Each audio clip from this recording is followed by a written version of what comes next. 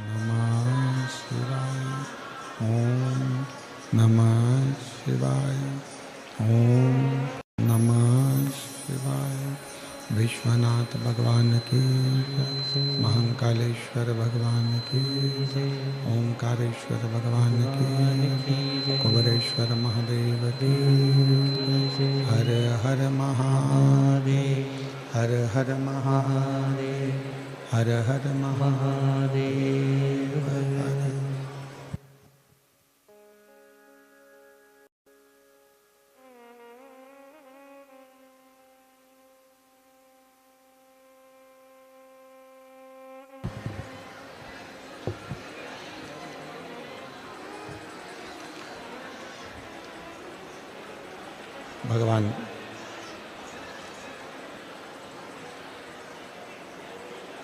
देवाधिदेव महादेव भगवान शिव, जिनकी पुनित पावन पवित्र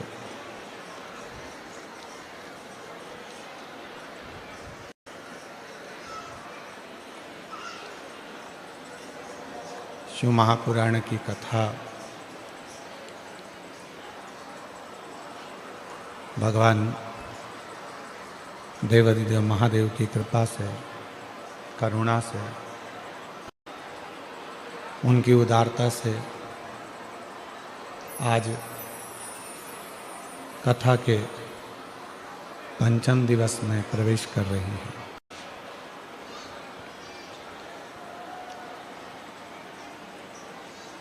कथा मंडप में विराजमान संत शिरोमणि परम पूज्य श्री विश्व प्रकाश दास जी स्वामी जी, परम पूज्य श्री ब्रह्म प्रकाश स्वामी जी, परम पूज्य श्री दिव्य जीवन स्वामी जी, परम पूज्य श्री श्रीनिवदन स्वामी जी, परम पूज्य श्री निर्दोष चरण स्वामी जी, परम पूज्य श्री प्रिय दर्शन स्वामी जी महाराज, एक बार सभी संतों के लिए जोरदार ताली बजाकर स्वागत, वंदन, अभिनंदन, जिनका आशीर्वाद और दर्शन आप और हमको श्री लड्डू गोपाल गौशाला वाले स्वामी जी श्री हरि जी दास जी द्वारा इतने संतों का दर्शन मिल रहा है। आपको प्रणाम महाराज जी।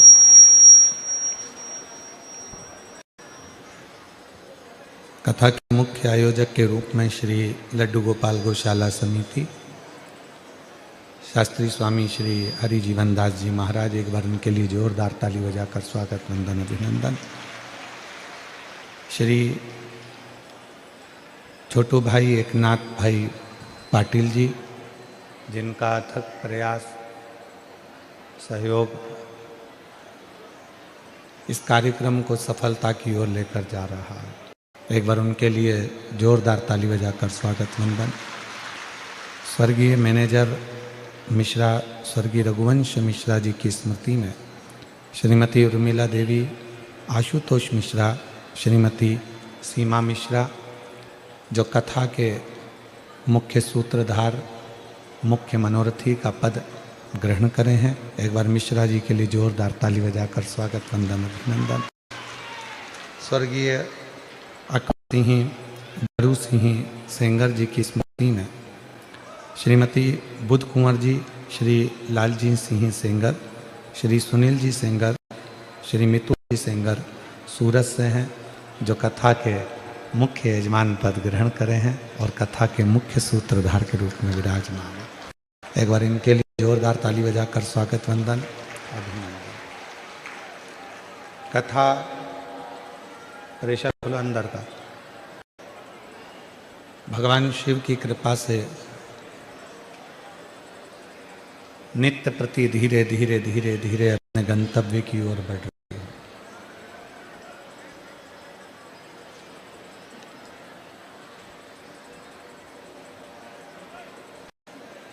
और ये कथा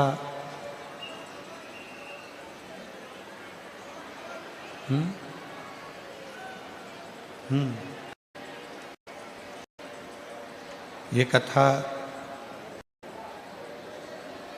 केवल कथा नहीं है, व्यक्ति के जीवन की व्यथा को शिव तक पहुंचाने का एक क्रम है। भगवान शंकर तक ये स्पीकर नहीं चल रहा है, भगवान शिव तक पहुंचाने का एक क्रम ये कथा करती है। पंचम दिवस की कथा पंचम इंद्रियों को वश में करने के लिए।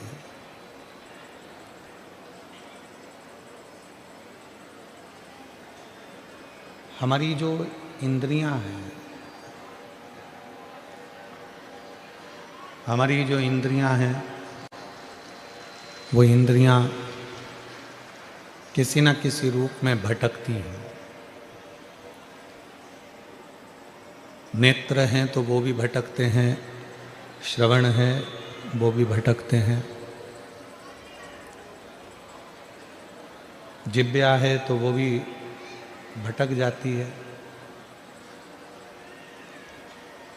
और कभी कभी ऐसा होता है कि जो मन इन सब को काबू में करता है, वो मन भी दिन रात कहीं ना कहीं भटक जाता है।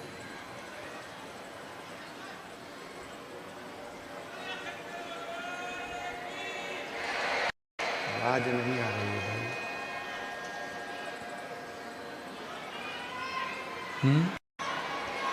आवाज नहीं आ रही है तो ये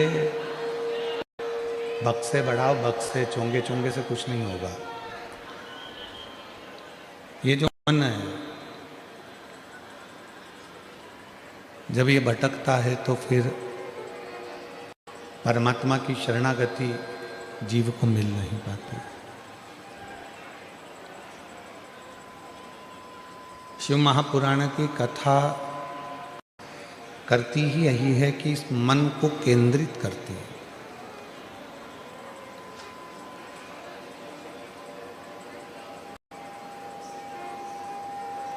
मन को खींचना कैसे है, मन को खींचकर परमात्मा तक लेकर कैसे जाना है।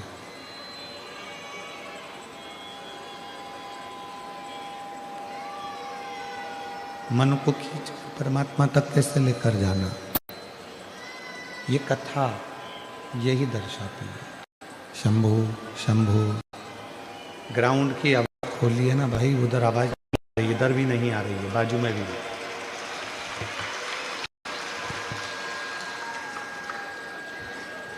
शिव कथा को केंद्रित करने का प्रयास करती है और ये मन केंद्रित कब होगा, जब हम अपने चित्त को, अपनी वृत्ति को, अपने मन को भगवान शिव की शरणागति की ओर लेकर जाएं। जब तक हम इस मन को भगवान शिव तक लेकर नहीं जाते, तब तक ये मन यहाँ वहाँ डोलता रहता है, भटकता रहता है।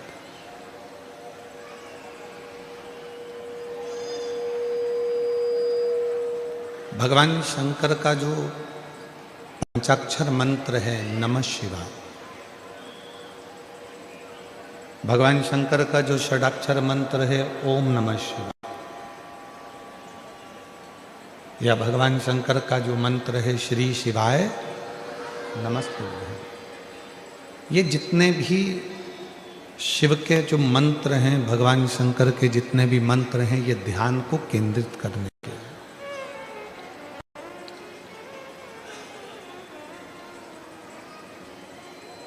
इसलिए शिव महापुराण में 3 उम्र ऐसी बताई है जिन उम्र में हमें अपने मस्तक पर किसको बिठाना चाहिए, ये बताया गया।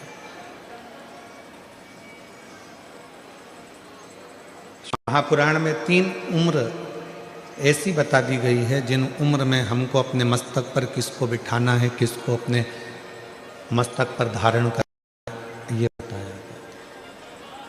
पहले नंबर पर है 15 वर्ष की जब आयु रहती है, तो 15 वर्ष की आयु में अपने पिता को अपने मस्तक पर, अर्थात अपने भेजे में, अपने दिमाग में, अपनी बुद्धि में अपने पिता को बिठा कर रखो।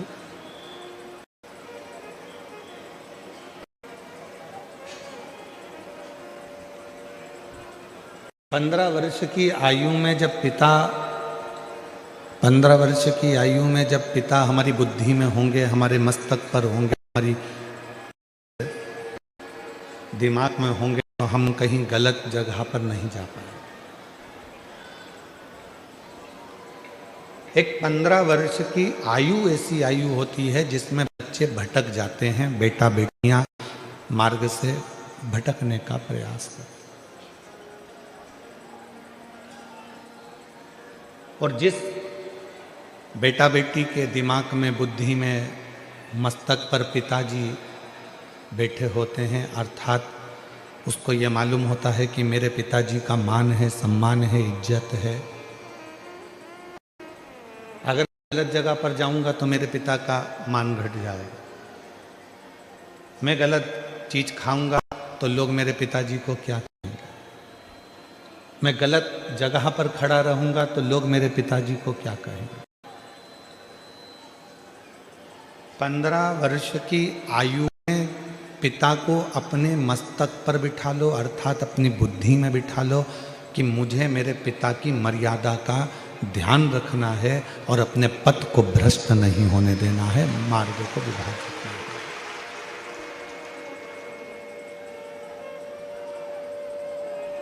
एक तो उम्र बता दी 15 साल की, शिव महापुराण ने दूसरी उम्र बता दी 35 साल की, कि जब 35 वर्ष की उम्र हो, शादी हो जाए, बच्चे हो जाएं, तब हमें अपने मस्तक में किसको बिठाना है? तो कहा अपनी औलाद को, अपने बच्चों को, अपना बेटा बेटी को अपने सिर पर, अपने मस्तक में, अपनी बुद्धि में, अपने विचारों में बिठा। अपने बेटा बेटी को जब तुम 35 साल 15 साल के हो तो पिता को सिर पर बिठाओ, पिता को बुद्धि में बिठाओ, पिता को चित्त में बिठाओ। 35 साल के हो गए तो अपने बेटा बेटी को अपनी बुद्धि में बिठाओ, अपने सिर पर बिठाओ, अपने मस्तक पर बिठाओ। अपने दिमाग में अपने बेटा बेटी को बिठा लो कि अब मैं 35 साल का हो गया हूँ, मेरे घर में एक बेटे ने, मेरे घर में बेटी ने जन्म ले लिया है। अगर मैं नशा कर आऊँगा तो लोग मुझसे तो कम मेरे बच्चों से ज़्यादा कहेंगे कि तेरा बाप नाली में पड़ा हुआ था, तेरा पिता गंदी जगह पर था।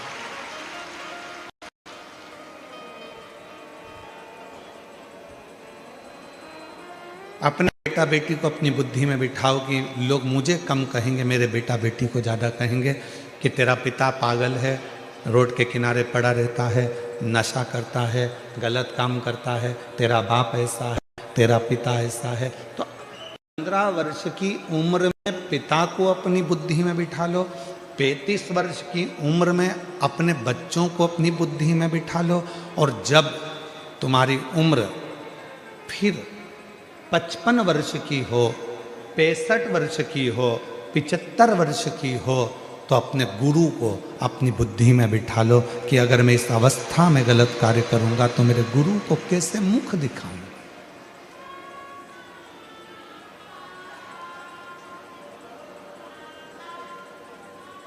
मैं अपने गुरु के सामने कैसे जाऊंगा, कैसे मुंह दिखाऊंगा कि मैंने अपनी पूरी जिंदगी अच्छे से निकालना था और मैंने अपनी जिंदगी को बिगाड़ दिया।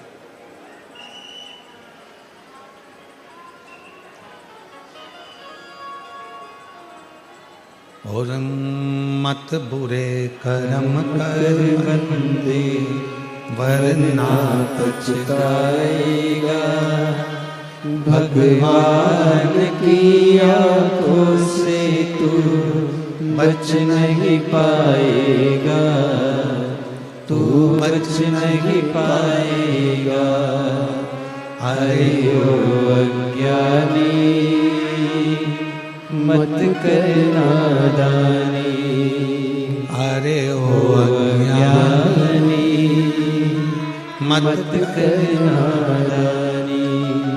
तेरे कर्म का फल भी तू ही पाएगा, जैसा किया तूने तेरे आगे आएगा। मत बुरे कर्म कर बंदे वरना पछताएगा, भगवान की आंखों से तू बच नहीं पाएगा, तू बच नहीं पाएगा। अपनी जिंदगी में, अपने जीवन में आप कितना श्रेष्ठ कर्म कर रहे हैं, तो शिव पुराण कह रही है कि 15 वर्ष की आयु में पिता को दिमाग में बिठा कर रखना, 35 वर्ष की आयु में अपने बच्चों को दिमाग में बिठा कर रखना, और 55, 65, 75 की आयु में आप अपने गुरु को अपने दिमाग में बिठा कर रखना, तो कभी गलत मार्ग पर नहीं जाओगे, कभी गलत मार्ग पर नहीं पहुंचोगे। जिसके बचपन में पिता उसकी बुद्धि में बैठा रहता है तो बेटा हो चाहे बेटी हो वो कभी गलत मार्ग पर नहीं जाते। बेटी को भान रहता है मेरे पापा क्या कहेंगे, उनकी पूरी इज्जत है संसार में, मेरे मोहल्ले में, मेरी कॉलोनी में, मेरी सोसाइटी में, मेरे पूरे, उनका कितना मान है, उनका कितना सम्मान है, उनकी कितनी इज्जत है। अगर मैं गलत काम करूंगी या मैं गलत काम करूंगा तो उनका क्या मान रहेगा, उनकी क्या इज्जत रहेगी, उनका क्या भाव रहेगा।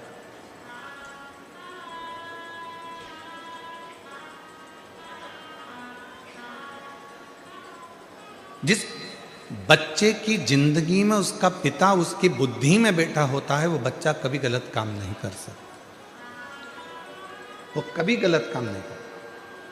और बुद्धि से पिता निकल गया तो वो बच्चा गलत काम कर।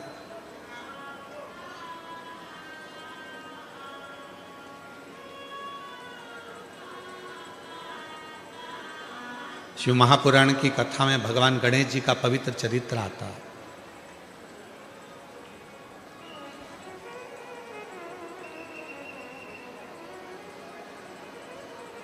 और भगवान श्री गणेश जी महाराज का चरित्र कहता है कि भगवान श्री गणेश जी महाराज ने अपने बुद्धि में, अपने विवेक में भगवान श्री शिव जी को बिठा कर रखा।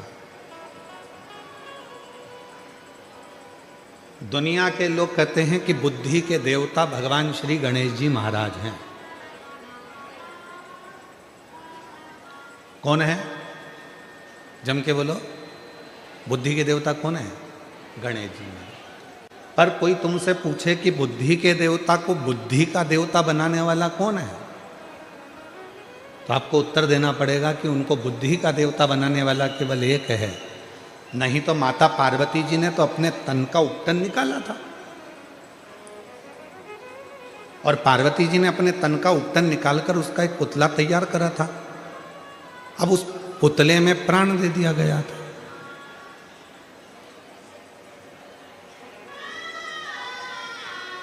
जब उस पुतले में प्राण आ गए, हम आपसे पूछें, जितने भी सूरत की मेरी जीजियाँ बैठी हैं, मेरे जीजा बैठे हैं, मेरे माता पिता बैठे हैं, मेरे बुजुर्ग माँ बाप बैठे हैं, और जितने मेरे बहन भाई बैठे हैं, आपसे बेटी बेटाओं से पूछें कि तन का आप में से कितने लोग हैं जो अपने तन का उपटन निकालते होंगे और उसको संभाल के रखते होंगे? कोई नहीं।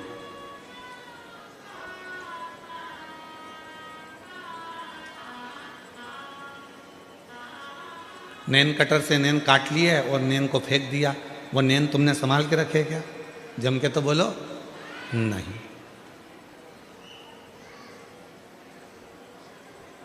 कटिंग करवाई, कटे हुए बाल फेंक दिए, उसको संभाल के रखा क्या? नहीं। तन में से मेल निकाला, उस मेल को निकाल कर फेंक दिया, उस मेल को संभाल कर रखा क्या? नहीं, कोई नहीं रखता।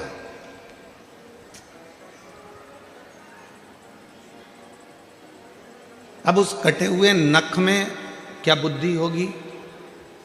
कटे हुए बाल में क्या विवेक होगा, बुद्धि होगी? या तन के उस मेल में क्या बुद्धि होगी, क्या विवेक होगा? पार्वती मैया ने अपने तन के उपटन से भगवान श्री विनायक को प्रकट किया, भगवान श्री गणेश जी महाराज को प्रकट किया, और प्रकट कर कर दरवाजे पर ले जाकर बिठा दिया कि अंदर किसी को मत आने देना। परंतु भगवान शंकर उस दरवाजे पर आ गए, और भगवान शंकर ने भगवान विनायक की उसी दरवाजे पर 3 परीक्षा ली। दुनिया के लोग कहते हैं कि भगवान ने उसका सिर काट दिया, पर परीक्षा 3 लिए। भगवान श्री शिव जी ने, भगवान शंकर ने 3 परीक्षा ली, और वो 3 परीक्षा, पहले नंबर की परीक्षा ली बालक से कि बालक तुम कौन हो? तो बालक ने कहा मेरी माता अंदर स्नान कर रही है, मैं उनका पुत्र हूं।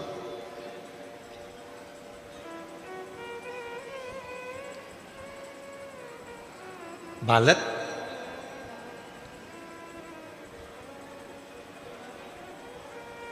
तुम किनके पुत्र हो? मेरी माता अंदर स्नान कर रही है, मैं उनका पुत्र हूं। शंकर भगवान समझ गए कि पार्वती मैया ने भले इस बालक को प्रकट करा पर इसमें बुद्धि नहीं है, इसमें विवेक नहीं है, ये अपनी माता का नाम भी नहीं बता पा रहे। मेरी जीजियों, मेरे जितने जीजा बेटे हैं, जीजियां बेटी हैं, बेटियां बेटी हैं, बेटा बेटे हैं, उनसे निवेदन करूंगा, तुम्हारे घर के बच्चों को तुम्हारे घर में जब उसकी परवरिश करो, दुनिया का कोई काम आए कि ना आए, सबसे पहले उसको अपने माँ बाप का नाम जरूर आना चाहिए कि मेरे पिता का नाम ये है, मेरी माँ का नाम ये है। मैं किस मोहल्ले का रहने वाला हूँ, किस कॉलोनी में रहने वाला हूँ, किस सोसाइटी में रहने वाला हूँ। अगर बच्चा खोता है तो कम से कम मालूम तो पड़ जाए कि यहाँ का है।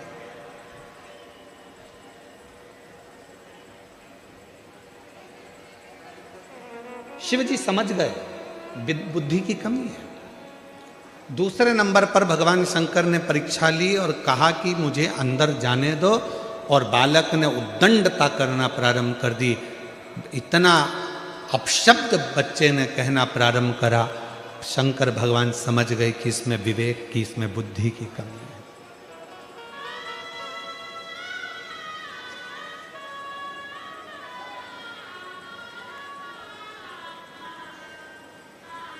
मेहमान आए और बच्चों ने झुककर प्रणाम किया तो समझ लेना कि वो बच्चा पहचान में आ जाता है कि इसके घर के संस्कार अच्छे हैं, इसके माँ बाप अच्छे हैं, इसके दादा दादी अच्छे हैं। कोई आया तो इन्होंने प्रणाम किया।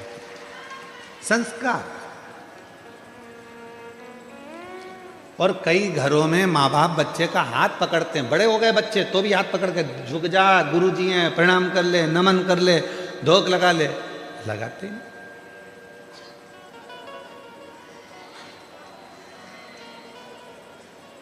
हमारे यहाँ कथा मंडप में एक सोमानी परिवार भी बैठा हुआ है और एक हमारे पूर्व के गोयल परिवार भी यहाँ बैठा हुआ है। हम सोमानी जी के यहाँ पर बैठे हुए हैं। कहीं कहाँ बैठे हुए? अच्छा, स्थान चेंज हो गया है तुम्हारा। तो हम इनके घर गए और इधर गोयल जी भी कहीं बैठी होंगी। तो हम जब इनके, अच्छा बैठे गोयल जी बैठे, हाँ ये बैठे। हम जब इन लोगों के एक बार पूर्व में घर गए तो ना सोमानी जी को बोलना पड़ा उनके बच्चों को, ना गोयल जी को बोलना पड़ा अपने बच्चों को कि गुरुजी आए हैं, प्रणाम करो। हमने जैसे ही सीढ़ी ऊपर चढ़ी और इनके बच्चों ने साष्टांग झुककर दंडवत करा तो हमको समझ में आया कि संस्कार अच्छे हैं, माँ बाप जो दे रहा है वो श्रेष्ठता में दे रहा है। सिखाया उतना उद्दंडता हो बच्चों में, मना नहीं। बच्चे बोलने के तेजो मना नहीं, बच्चे खेलने के तेजो मना नहीं, पर बच्चे जिस समय पर बड़ों को बड़ा ना समझे, आदर ना करे, सम्मान ना करे, तो फिर वो बच्चे की श्रेष्ठता नहीं होती, फिर वो श्रेष्ठता नहीं।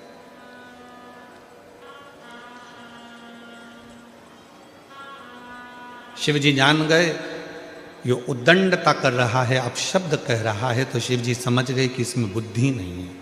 3 परीक्षा मेरे भोले बाबा ने 3 परीक्षा ली और तीनों परीक्षा में विनायक जिस समय पर उपटन से जो पुतला बना था, 3 परीक्षा में मेरे शंकर भगवान ने उसको देख लिया। पहले नंबर पर अपनी माता का नाम नहीं बता पाया, दूसरे नंबर पर उद्दंडता में शिवजी को अपशब्द कह दिया, और तीसरे नंबर पर भगवान शंकर ने जैसे ही शस्त्र उठाया मारने के लिए तो उसने भी अपना शस्त्र उठा लिया शिवजी को मारने के लिए। समझ नहीं पाया कि ये उम्र में बड़े हैं।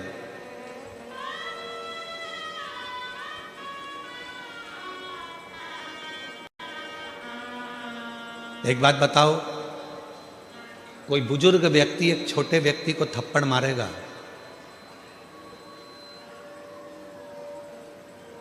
तो कोई दिक्कत है क्या? जम के बताओ, नहीं। पर कोई छोटा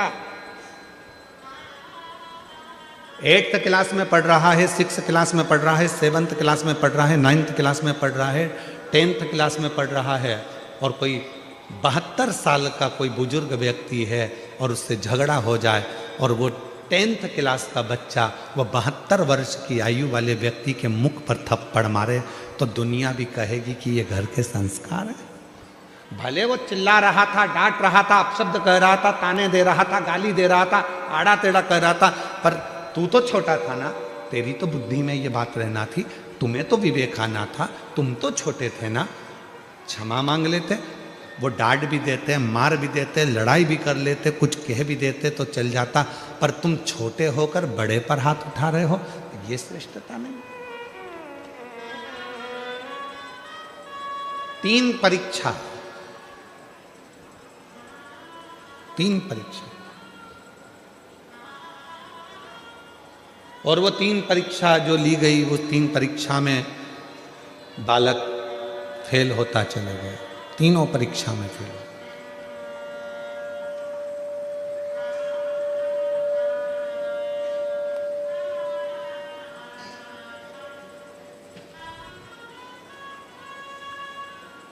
वो 3 परीक्षा में बालक फेल होता चला गया, और जब 3 परीक्षा में बालक फेल हो गया तब शिव जी को लगा कि इसको बुद्धि देना मेरा काम है, अब इसको बुद्धि प्रदान करना मेरा काम।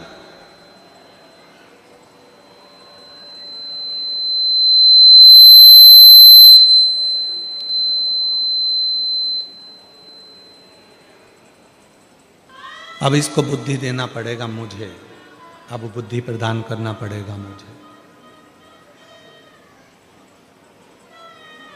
दुनिया के लोग कहते हैं भगवान श्री गणेश जी महाराज बुद्धि के देवता हैं।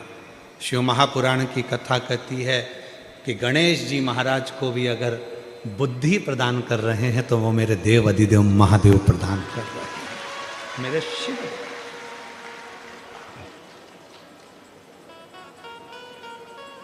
मेरी जीजियों, मेरे जीजाओं, मेरी बेटियों, बेटाओं, मेरी बुजुर्ग माँ बाप, याद रखना, शंकर जी के मंदिर में अगर तुम्हारा बच्चा बाल्य अवस्था से 1 लोटा जल लेकर शंकर जी के मंदिर में जल चढ़ाने जा रहा है, तुम्हारे बच्चे में अगर विवेक भी नहीं है, बुद्धि भी नहीं है, तो एक ना एक दिन जल चढ़ाते चढ़ाते मेरे शंकर भगवान उसको इतना विवेकी, इतना बुद्धि वाला बना देंगे कि वो दुनिया में आगे बढ़ता चलेगा। इतना विवेकी, इतना बुद्धि वाला बना देंगे कि वो आगे बढ़ता चलेगा।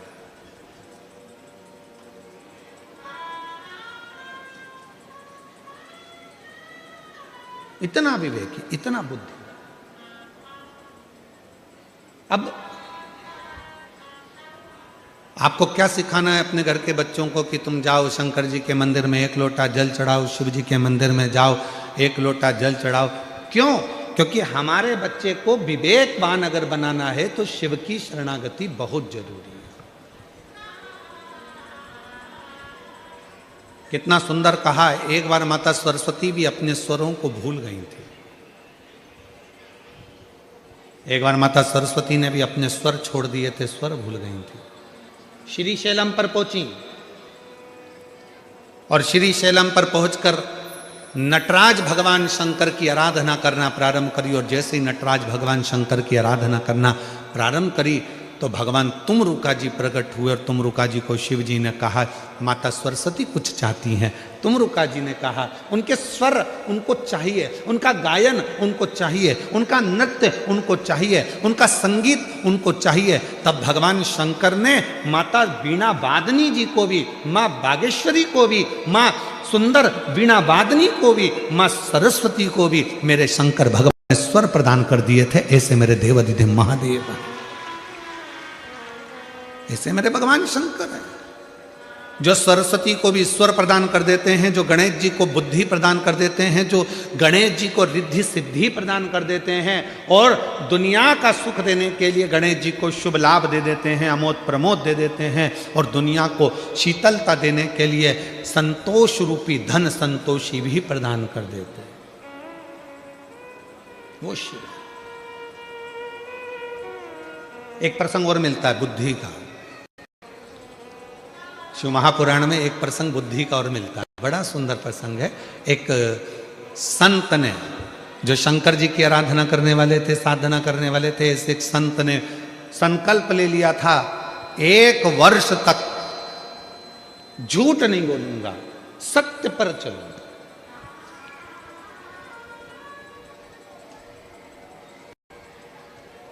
अपनी जिंदगी को सत्य में निकालूंगा, सत्य पर चलूंगा, सत्य से वर्णन करूंगा, सत्य से।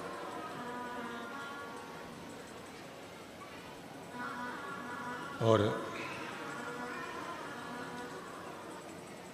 तपस्वी संत बैठ गए तब साधना करने के लिए, साधना में डूब गए तपस्वी से।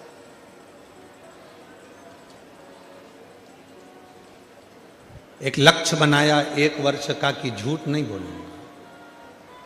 हम आप लोगों से भी निवेदन करते हैं कि आप शिव जी को मानने वाले जितने भी शंकर जी के भक्त हैं उनसे निवेदन है, पूरे साल आप सत्य नहीं बोल सकते, 6 महीना सत्य नहीं बोल सकते, 3 महीना सत्य नहीं बोल सकते, तो हमारा तो निवेदन है 12 महीने में 12 शिवरात्रि आती है, उस शिवरात्रि के दिन भले आप व्रत करें चाहे ना करें, एक व्रत धारण कर लो कि आज के दिन मैं झूठ नहीं बोलूंगा, सुबह से शाम तक मैं केवल सत्य ही बोलूंगा। आप मत बोलो, हमें मालूम है तुम पूरी साल सत्य नहीं बोल पाओगे, और अगर सही में सत्य बोल दोगे तो हो सकता है कि घर में झगड़ा भी हो जाए। हो सकता है वो एक कथा मिलती है ना कि एक बहुत विद्वान महाराज, बहुत विद्वान पंडित जी, इतने विद्वान लोग कहते थे इतने विद्वान पंडित जी तो मरेंगे तो सीधे स्वर्ग जाएंगे, और पंडित जी मरे तो नरक चले गए। अब इतने विद्वान पंडित जी जब नरक गए तो नरक में मोहल्ले के भी गए बहुत सारे, तो उन्होंने पूछ लिया क्यों पंडित जी, तुम तो इतनी बड़ी सोसाइटी में रहते थे, तब भजन करते थे, तब प्रवचन करते थे, इतनी कथा कहते थे, और तुम मरने के बाद में नरक आ गए, तुम्हें तो स्वर्ग जाना था, आखिर तुम नरक क्यों आए? पंडित जी बोले मेरी ओर नहीं आया, मेरी पत्नी के कारण नरक आया। तो तुम तुम्हारी पत्नी के कारण नरक क्यों आए? तो कहा मैं बस कहीं पर भी निकलता था, रोज सुबह के समय पर मेरी पत्नी तैयार होकर आती और मुझसे पूछती कि मैं कैसी लग रही, बस उसी के चक्कर में मैं नरक पहुंच गया। तो तुम उसके चक्कर में नरक कैसे पहुंच गए? तुम मेरे को रोज सुबह से मेरी पत्नी पूछती मैं कैसी लगती हूँ, और मुझे बोलना पड़ता था तू बहुत अच्छी लगती है। मतलब मेरे को रोज सवेरे सवेरे एक झूठ बोलना पड़ता था, लगती अच्छी नहीं थी फिर भी कहना पड़ता, इसी के चक्कर में मैं नरक पहुंच गया। बस वो एक चक्कर था। तो मेरी जीजियों, आप लोगों से भी निवेदन है, मेरे जीजा जी से रोज मत पूछा करो कि मैं कैसी लग रही हूँ, और बापड़ा तुम्हारे चक्कर में स्वर्ग की जगह नरक पड़ी जावे, कहा मतलब था मैं कैसी लग। ये मेरी पत्नी के चक्कर में हो। तो कहा तुम पूरा समय अगर सत्य नहीं बोल सकते तो केवल एक दिन ऐसा निकालो कि उस दिन मैं सत्य बोलूंगा, और सत्यम शिवम,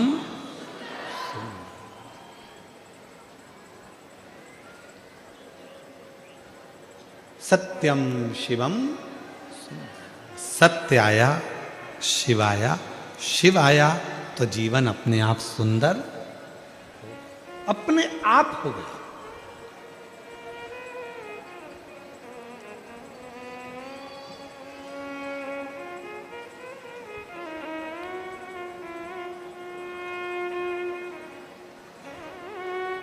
एक हमारे शैलेंद्र भाई बोलते हैं ना, सत्य ही शिव है, शिव ही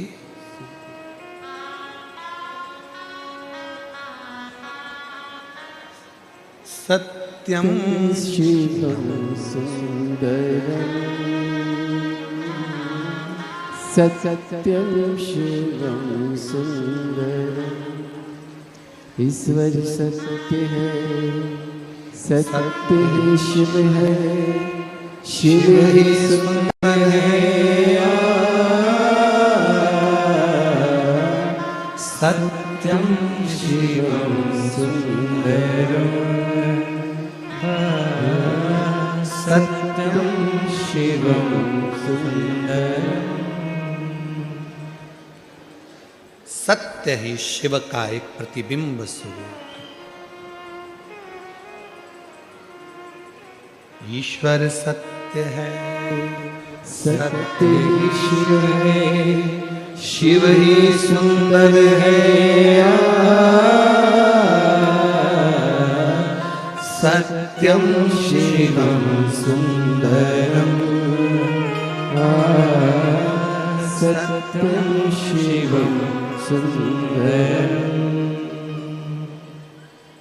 यही सत्य को एक संत ने अपने अंदर ये बात उतार ली कि 1 साल तक मैं सत्य बोलूंगा, झूठ नहीं बोलूंगा। एक वन में बैठकर तपस्या करने के लिए वो संत बैठ गए। कसाई के हाथ से गाय छूट गई और वो गाय भागी वन में। संत बैठे थे, कसाई दौड़कर पहुंचा, संत से पूछा, क्यों बाबा, यहां से गाय निकली थी, तुमने देखी? अब संत चक्कर में पड़ गए। अगर बोल दूं कि गाय देखी है तो कसाई गाय को पकड़ेगा और काट देगा तो गौ हत्या माथे चढ़ जाएगी, और अगर झूठ बोलता हूं तो मेरा साल भर का व्रत बेकार हो जाता। अगर झूठ बोलता हूं तो मेरा वर्ष भर का व्रत बेकार हो जाता।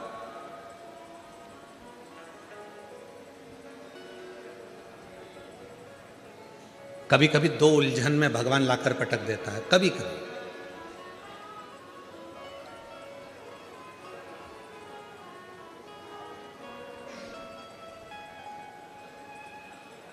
और वो 2 उलझन में परमात्मा ने लाकर छोड़ दिया सत्य के साथ। कसाई पूछ रहा है, बाबा जल्दी बताओ मेरी गाय देखी क्या? अगर बता दूंगा तो गाय कट जाएगी, गौ हत्या माथे चढ़ जाएगी, और अगर नहीं बताऊंगा, झूठ बोल दूंगा तो ये लगेगा कि मैंने 1 साल का नियम लिया था, मेरा सत्य चलेगा। अब ऐसी उलझन में करूं क्या? तो जो संत शिव की साधना करने बैठे था, उस संत ने कहा, हे भोले बाबा, मुझ में बुद्धि नहीं है, विवेक नहीं है। जैसे आपने गणेश जी को बुद्धि का देवता बनाया, आज थोड़ी देर के लिए मुझे बुद्धि प्रदान करो, जिससे मेरा मार्ग प्रशस्त हो सके और मेरा सत्य भी रह जाए और गौ माता भी रह जाए और ये जीवन भी श्रेष्ठ बन जाए। ऐसी मेरी बुद्धि कर दीजिए। और जिस समय पर आप उलझन में फंसे, जिस समय पर आपका विवेक काम ना करे, जिस समय आपको लगे कि मैं बहुत बड़ी उलझन में फंस गया हूं, अब मेरे पास में निर्णय नहीं हो पा रहा, उस समय पर थोड़ी देर शंकर भगवान के मंदिर में जाकर बैठना, और अगर मंदिर ना जा सको तो अपने घर में बैठना और श्री शिवाय नमस्तुभ्यम का उच्चारण करना, नमः शिवाय का उच्चारण करना, ओम नाद करना और ओम नमः शिवाय का उच्चारण करना। थोड़ी देर गहरी सांस लेकर ओम नमः शिवाय का उच्चारण करना। जब प्रारंभ करेंगे, नेत्र बंद रहेंगे, भुकुटी तनी रहेगी, उस समय पर शिव स्वयं तुम्हारी बुद्धि में आकर विराजमान हो जाएगा। स्वयं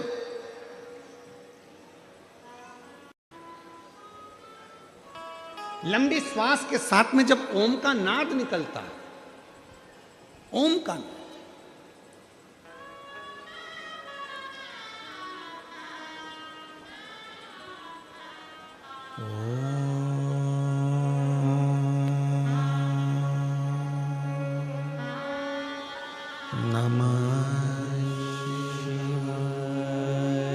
जितने भी बैठे हैं सावधान मुद्रा में बैठकर 5 बार ओम का लंबा स्वर और नमः शिवाय का स्मरण कर कर देखिएगा। नेत्र थोड़े से बंद रहेंगे, भुकुटी में आपका ध्यान रहेगा, मस्तक के केंद्र बिंदु ब्रह्मांड में आपकी बुद्धि जाएगी और आप शिव से ये आह्वान करेंगे कि मुझे अच्छी बुद्धि, अच्छा विवेक दीजिए, मुझे ऐसा बुद्धि और ऐसा विवेक दीजिए कि जिंदगी में मैं कभी धोखा ना खाऊं, किसी के दरवाजे पर जाकर मुझे मांगने की जरूरत ना पड़े, जो मिले तेरे दरवाजे से मिले। शिव तेरे साक्षीकरण मेरे ब्रह्मांड के केंद्र बिंदु में हो, ऐसा स्मरण कर कर सावधान मुद्रा में ओम का लंबा नाद, साथ में नमः शिवाय का स्मरण।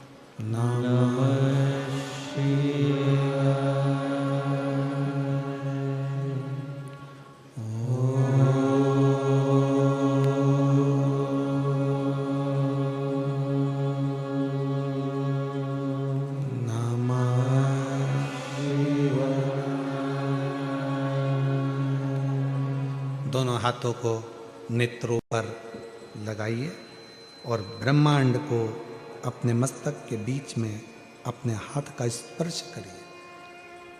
शिव हमारी बुद्धि को केंद्रित करते हैं। आपको कुछ देर के लिए ऐसा लगेगा जैसे कोई बिंदु मेरे सिर के अंदर घुस रहा है, प्रवेश कर रहा है, कोई बिंदु मेरे भीतर आ रहा है।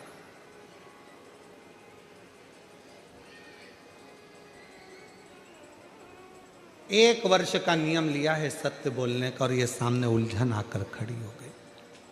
इस उलझन को सुलझाऊं कैसे? तो तुम्ही ने दर्द दिया है, तुम्ही दवा देना। तुमने दिया है, ये उलझन भी तुमने लाकर खड़ी है। सत्य बोलूंगा तो गाय कट जाएगी और नहीं बोलूंगा तो मेरा व्रत टूट जाएगा। अब ये निर्णय तुम्हारा है तो उत्तर भी तुम्हें देना पड़ेगा। तब मेरे भगवान शंकर भूकुटी में आकर बैठ गए और जिह्वा से बोलना प्रारंभ कर दिया। जब तुम शिव को बुलाते हो, शिव को पुकारते हो, तो निर्णय तुम्हारा नहीं होता, फिर निर्णय शंकर करना प्रारंभ कर देते हैं अपनी वाणी में। अब शिव ने निर्णय कैसा दिया? कसाई पूछ रहा है, बाबा जल्दी बोलो, मेरी गाय दूर चली जाएगी, जल्दी बोलो, मुझे मेरी गाय पकड़ना है। बाबा सत्य बोलना, बिल्कुल सही बताना, क्या तुमने गाय को देखा है?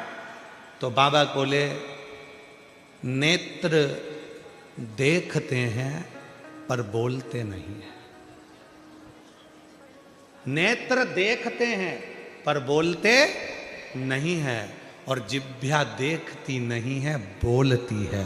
तो निर्णय मैं कैसे दे सकता हूं? नेत्र ने देखा, वो बोलेगा नहीं, और जिह्वा देखी ही नहीं तो बोले क्या? खा। उस कसाई ने कहा, ये तो बाबा पागल है, न जाना कहां कहां की बात कर रहा है। उसने छोड़ा और गाय ढूंढने चला गया।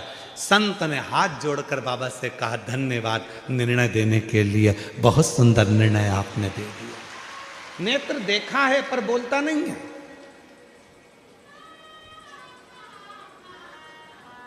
कभी कभी अपने घर की मर्यादा को बचाने के लिए, कभी कभी अपने घर की मर्यादा को रखने के लिए, कभी कभी अपने घर की मर्यादा को सुरक्षित रखने के लिए घर के बुजुर्गों को भले आंखों से वो कुछ भी देख लें पर उनकी जिह्वा बोलती नहीं है,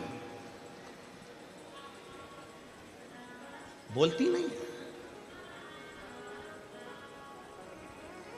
बहू पूछती है, क्या मम्मी, मैंने सुना है कि ये आपके जो बेटे हैं ये ऐसे हैं, ये गलत काम करते हैं, ये ऐसे। माँ ने भले देखा हो पर कभी कभी माँ उन दृष्टि के उत्तर को भी चुप रहकर मौनता में रख लेती है। परिवार ना टूट जाए, घर ना टूट जाए, परिवार ना छूट जाए, संबंध ना खराब हो जाए, इसलिए कभी कभी नेत्र भले देखे हों पर नेत्र बोलते नहीं है, और जिह्वा देखती नहीं है, बोलती है। ये जिह्वा।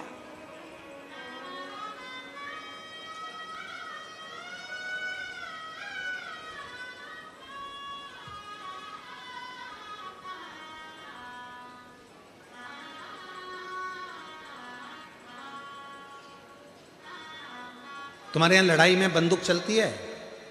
अरे उत्तर तो दो। डंडे चलते हैं, तलवार चलती है। अरे जब बड़े बड़े दंगे होते हैं, लड़ाई होती है, विवाद होते हैं, तो बोल दो तो सही। जूता चलता है, चप्पल चलती है, घूसे चलते हैं। अरे बोलो तो जम के। डंडे चलते हैं, तलवार चलती है, बंदूक चलती है। बंदूक कब चलती है? तलवार कब चलती है? डंडे कब चलते? छोटू भाई बहुत अच्छा प्रसंग है, स्मरण करिएगा। डंडे चलते हैं, तलवार चलती है, जूता चलता है, चप्पल चलती है, और घूसे चलते हैं। ये सब बाद में चलते हैं, सबसे पहले जीवान चलती है। अगर ये जीवान नहीं चले तो तलवार भी नहीं चले, घूसा भी नहीं चले, जूते भी नहीं चले, चप्पल भी नहीं चले, बंदूक भी नहीं चले और तलवार भी नहीं चले। अगर ये जीवान नहीं चले तो सबसे पहले चलती है जीवान, और जीवान चलती है तब जीवान की लड़ाई इतनी बढ़ जाती है कि आखिरी में तलवार चलती है, फिर बंदूक चलती है, फिर फरसे चलते हैं, जूता चलता है, चप्पल चलता है, घूसे चलते हैं। कब चलते हैं? जब जीवान चलती है। इसलिए निवेदन है, ये सब अपने जगह पर रखे कि रखे रहेंगे, एक भी नहीं चलेगा अगर तुम्हारी जीवान ना चले तो। जीवान को कंट्रोल में रखो, जीवान कंट्रोल। जिह्वा कंट्रोल में होगी तो किसी की सामर्थ्यता नहीं है कि कहीं का जूता उठा के चला दे, चलाए वाला।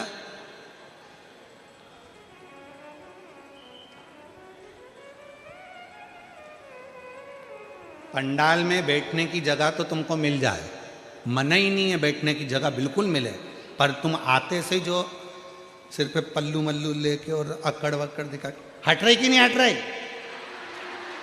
मैं तो यहीं बैठूंगी, जा। और सिर पे पल्लू लेके झगड़ा कर ले, उसका सामान उठाया वहां पटक दिया, उसने वहां उठाया वहां पटक दिया, और जगह बनाकर बैठने की तैयारी करी। जीवान चली थी सबसे पहले, हट रही कि नहीं हट रही?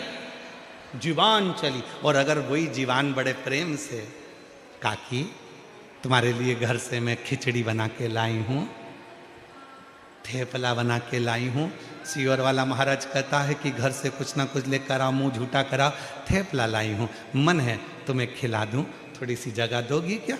हाँ आजा, बैठ जा, बाजू बैठ। और दोनों ने थेपला में अपना निकाला और खा खुआ के, अब कहाँ जा रहे? तो मैं कथा सुन लूंगी। अरे बैठ जाना, कौन मना कर रहा?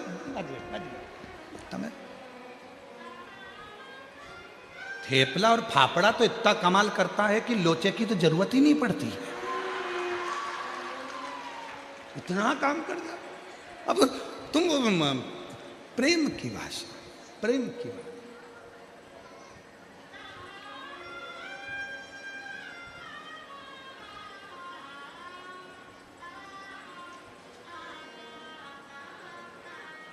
अगर मीठी वाणी है तो सब कुछ मिल सकता, जिह्वा ना चले सब कुछ प्राप्त हो सकता। प्रेम की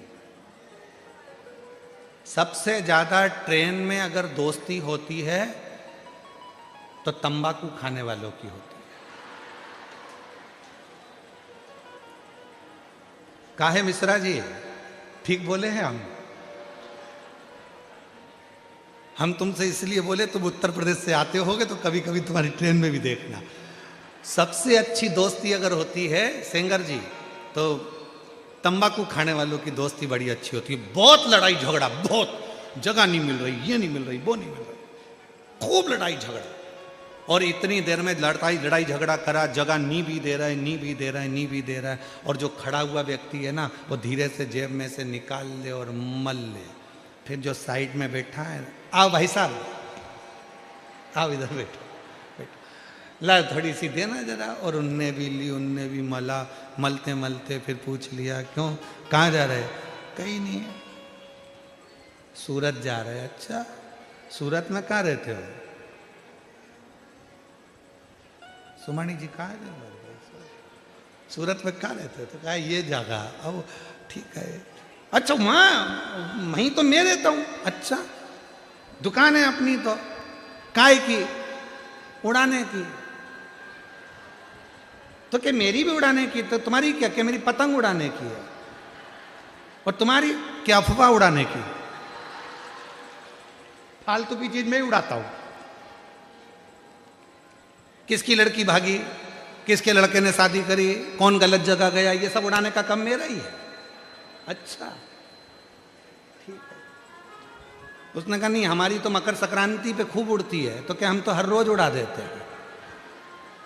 तो और दोनों ने मिल मुला के खाया, इतनी पहचान बढ़ गई, इतनी पहचान बढ़ गई कि दोनों सूरत में मिले तो एक साथ बैठ के सीवर वाला महाराज की कथा सुने, एक साथ, इतनी पहचान।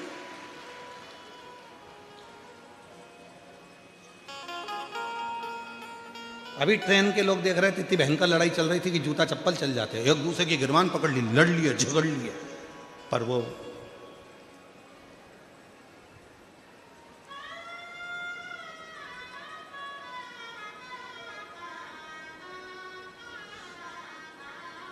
रखा। और ऐसा नहीं है कि वहीं पर काम ये होता है, कई लोग कथा में भी आते हैं, वो धीरे धीरे बैठकर जेब में से निकाल के मल लेते हैं, फिर भजन का इंतजार करते हैं, बाबा भजन कब गाएगा। और महाराज जी ने जैसे ही भजन गाया, भोला सब दुख काटो, भोला सब दुख काटो। और जैसे ही महाराज जी ने कहा हार हार महा गया।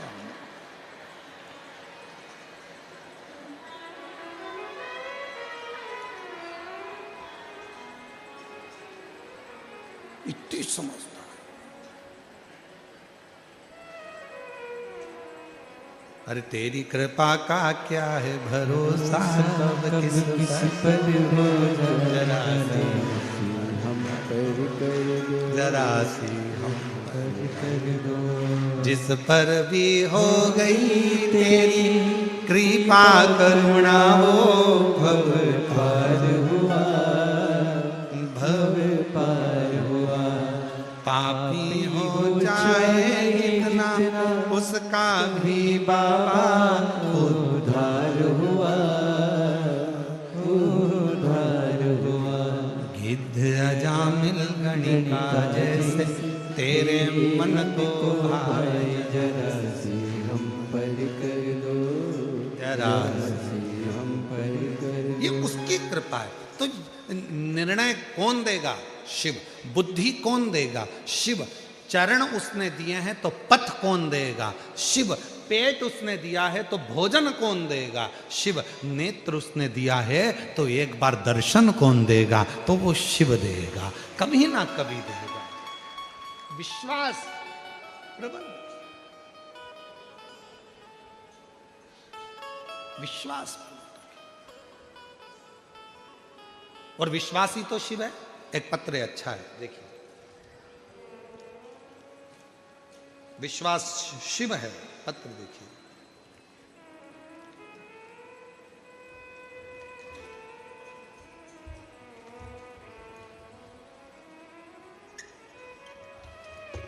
इसमें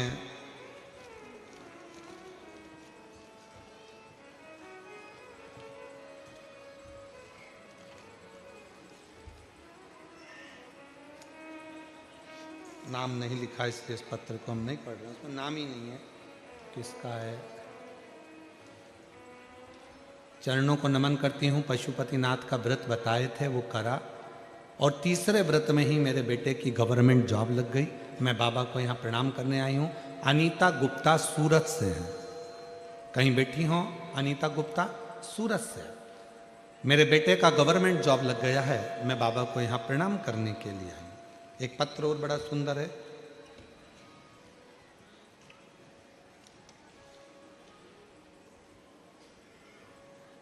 योगिता मनोज गुरु, आपसे विनम्र निवेदन चाहती हूं। हम मूल रूप से महाराष्ट्र के निवासी हैं, परंतु वर्तमान में सूरत के निवासी हैं। बाबा,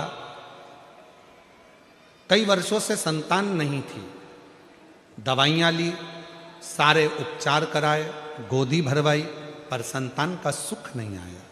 कहीं बैठी हो योगिता मनोज गुरु, तो आ सकती हैं बेलपत्र लेने के लिए, और बच्चे आए हों तो उनको भी ला सकते हैं।